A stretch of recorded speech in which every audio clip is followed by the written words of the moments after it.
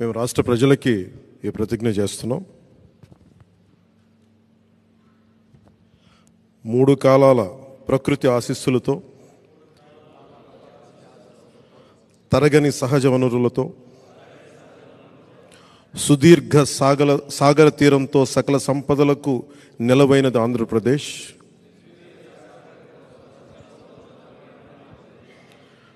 అప్పుల ఆర్థిక విధానాలు, తప్పుడు పరిపాలన వల్ల ఇప్పుడు మనకి తిప్పలు తప్పడం లేదు. 5 ఏళ్ల పాలనలో రాష్ట్రం అధోగతి పాలైంది. మనమంతా కలిసికట్టుగా నడుం బిగించి మళ్ళీ మన అన్నపూర్ణ ఆంధ్రప్రదేశ్ను పునర్నిర్మించుకోవాల్సిన అవసరం ఎంతో ఉంది. ప్రజాస్వామ్యంలో ప్రజలే ప్రభువులు కనుక వారికి జవాబుదారీగా ఉంటూ పారదర్శక పాలనను అందించాల్సిన కర్తవ్యం రాజకీయ వ్యవస్థది. తెలుగువారి జీవన రేఖ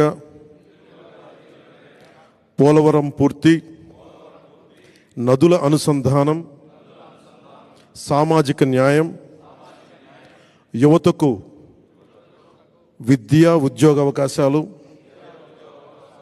మహిళలకు సముచిత స్థానం, జనం మెచ్చే రాజధాని, ప్రజలకు నచ్చే ప్రభుత్వమే పాలనకు గీటురాయి కావాలి. మన లక్ష్యమైన ప్రతి చేతికి పని, ప్రతి చేనుకు నీరు అందించడం ద్వారా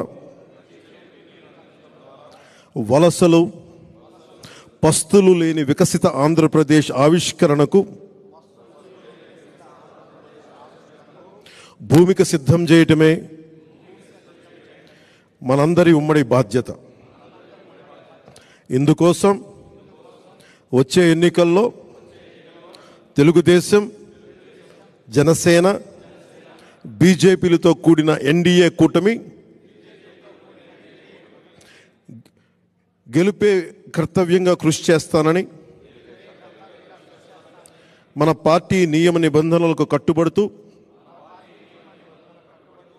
కూటమి అభ్యర్థిగా పైన తెలిపిన ప్రతి మాటకు కట్టుబడి ఉంటానని భారత రాజ్యాంగం సాక్షిగా ప్రతిజ్ఞ చేస్తున్నాను. జై జనసేన, జై హింద్. జై హింద్.